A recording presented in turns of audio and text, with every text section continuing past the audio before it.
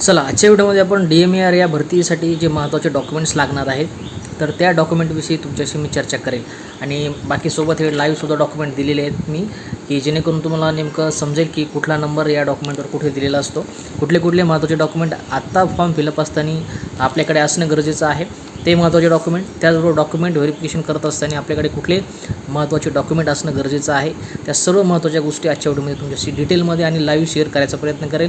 सर्व जे महत्त्वाचे डॉक्युमेंट्स आहेत तुम्हाला लाईव्ह दाखवून देईल आणि सांगेल की कशा पद्धतीने तुमच्याकडे ते डॉक्युमेंट असणं गरजेचं आहे. त्याचबरोबर काही महत्त्वाच्या डॉक्युमेंट्सला जी आहे टायमाची जी आहे ती टाईम बाउंड प्रोसेस असते, म्हणजे ते महत्त्वाचे डॉक्युमेंट्स 1 वर्ष 2 वर्ष व्हॅलिड असतात.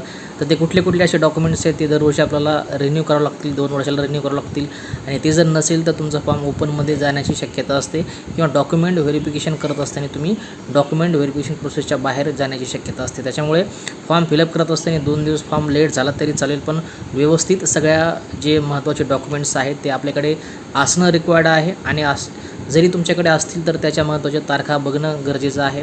कुठल्या डॉक्युमेंटची एक्सपायरी डेट कधी आहे, कुठलं डॉक्युमेंट कधी रिन्यू करायचं आहे, एक्सपायरी डेट जवळ आलेली आहे किंवा नाही, ह्या सर्व महत्त्वाच्या गोष्टी ज्या की आपल्यासाठी सध्याच्या घडल्या रिक्वायर्ड आहेत त्या सर्व महत्त्वाच्या गोष्टी आजच्या व्हिडिओमध्ये तुमच्याशी डिस्कस करेल. त्याच्यामुळे व्हिडिओ खूप महत्त्वाचा होणार, व्हिडिओ शेवटपर्यंत पाहत राहा. आणि व्हिडिओ चालू करण्याच्या पहिले जर आतापर्यंत टेलिग्राम चॅनलला जॉईन केलं नसेल तर आपलं Telegram channel ideal pharmacy coaching या टेलिग्राम चॅनलला जॉईन करा.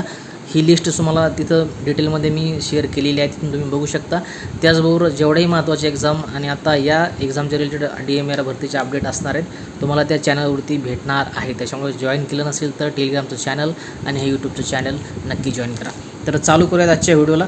सर्वात पहिल्यांदा जे महत्त्वाचे डॉक्युमेंट्स आपल्याला ह्या पूर्ण भरतीसाठी लागणार आहेत त्या फॉर्म फिलअप करत असताना तर ते कोणते डॉक्युमेंट रिक्वायर्ड आहेत तर त्याच्याविषयी अगोदर आपण चर्चा करूयात.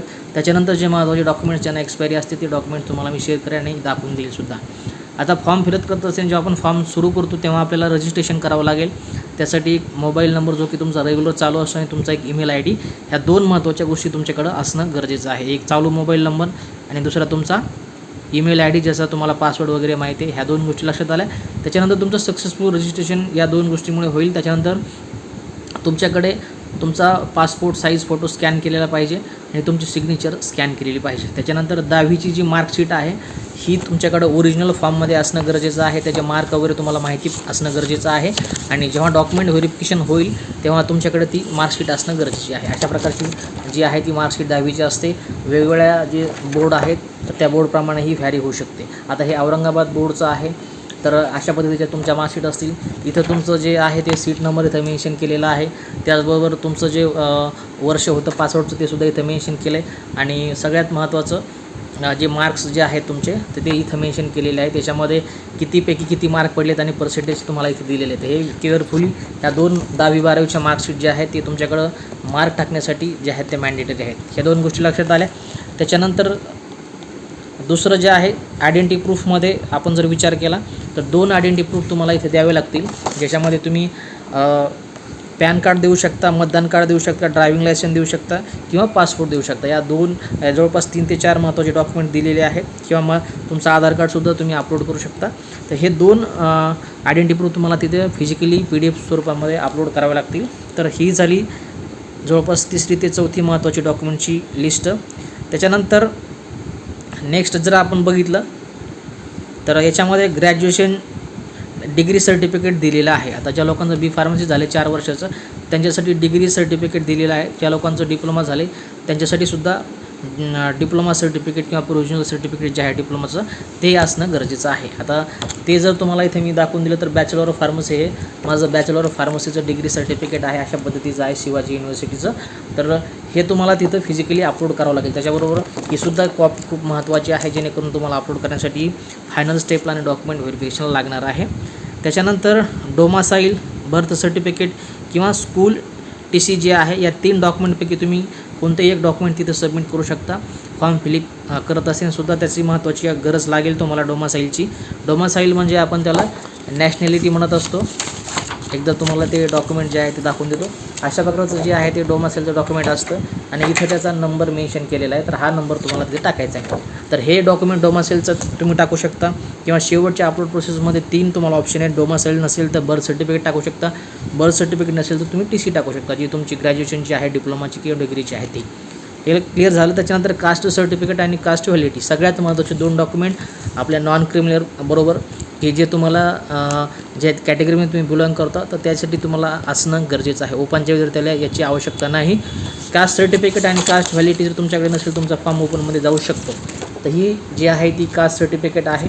आणि दुसरं जे सपोर्टिंग डॉक्युमेंट याला प्रूफ करतं तर ही अशा पद्धतीची कास्ट व्हॅलिडिटी आहे. तर हे 2 डॉक्युमेंट तुम्हाला जे आहे ते शेवटच्या स्टेपमध्ये अपलोड करावं लागणार आहे. आणि जेव्हा तुम्ही फॉर्म फिलअप करता तेव्हा याच्या महत्त्वाचे डिटेल्स सध्या तिथे लागू शकतात. हे क्लिअर झालं. आणि सगळ्यात महत्त्वाचं डॉक्युमेंट तुमचं जे आहे ते नॉन क्रिमिनल मी सांगितलं आहे की याला जी आहे ती टाईम बाउंड प्रोसेस असते. हे मला वाटतं 3 वर्षाचं निघू शकतं, 1 वर्षाचं निघू शकतं. अशा प्रकारचं हे नॉन क्रिमिनल इतकं महत्त्वाचं डॉक्युमेंट आहे की त्याची जर डेट एक्सपायर झाली तर तुमचा फॉर्म ओपनमध्ये जाऊ शकतो किंवा डॉक्युमेंट व्हेरिफिकेशनला तुम्हाला प्रॉब्लेम येऊ शकता जर तुम्ही हे डॉक्युमेंट जर एक्सपायर जर तिथं अपलोड केलं किंवा जे महत्त्वाचे डिटेल आहे त्याचे टाकले तर.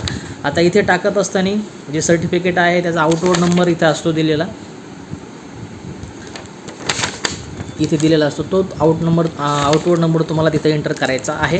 त्याचबरोबर महत्त्वाच्या ज्या तारखा आहेत, कोणत्या डिपार्टमेंटला इश्यू झाला, इथं डिपार्टमेंटचं नाव दिलेलं आहे, त्याचं नाव टाकायचे, त्याचा नंबर टाकायचा आहे. तर हे तुमचं नॉन क्रिमिनलचं झालं. हे डॉक्युमेंट कास्ट व्हॅलिडिटी आणि कास्ट सर्टिफिकेटसोबत खूप महत्त्वाचं आहे.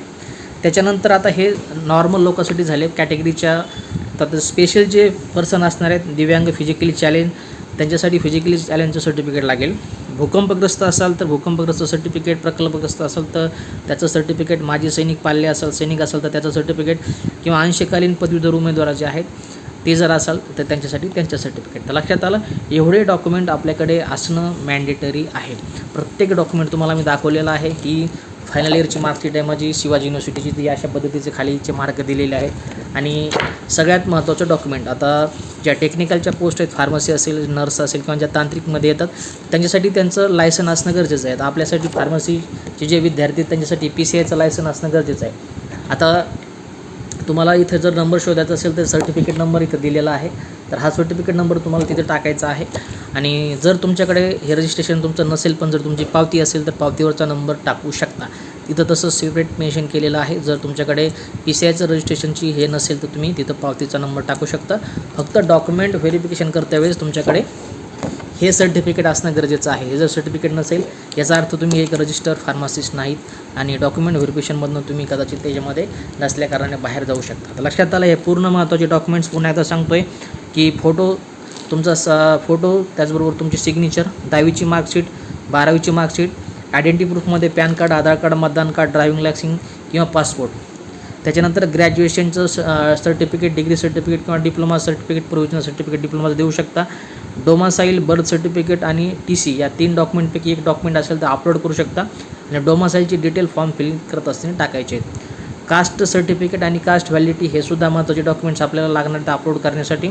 आणि सगळ्यात महत्त्वाचं नॉन क्रिमिनल कॅटेगरीमध्ये बिलॉंग करत असाल, कॅटेगरीमधनं बेनिफिट घ्यायचं असेल तर नॉन क्रिमिनलला येस केला असेल तर नंबर टाकलेला असेल तर हे डॉक्युमेंटसुद्धा अपलोड करावं लागेल. आणि डॉक्युमेंटची एक्सपायरी डेट आपल्यासाठी खूप महत्त्वाची, पुन्हा एकदा सांगतो आहे. चुकीचे डॉक्युमेंट जर सादर केले तर डॉक्युमेंट व्हेरिफिकेशनच्या वेळेस तुम्ही बाहेर जाणार. हे झालं कॉमन लोकांसाठी.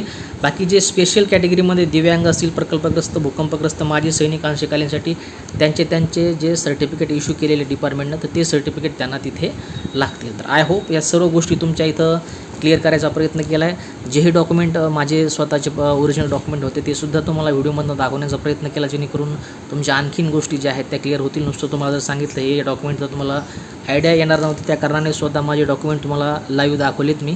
कुठे कोणता नंबर प्रेझेंट असतो, कुठे टाकायचं आहे, कशा प्रकारचे सर्टिफिकेट असतात आणि कुठले सर्टिफिकेट महत्त्वाचे, कुठले आत्ताच्या घडीला महत्त्वाचे आहेत. तर लक्षात आलं, एवढ्या गोष्टी महत्त्वाच्या केअरफुली बघा.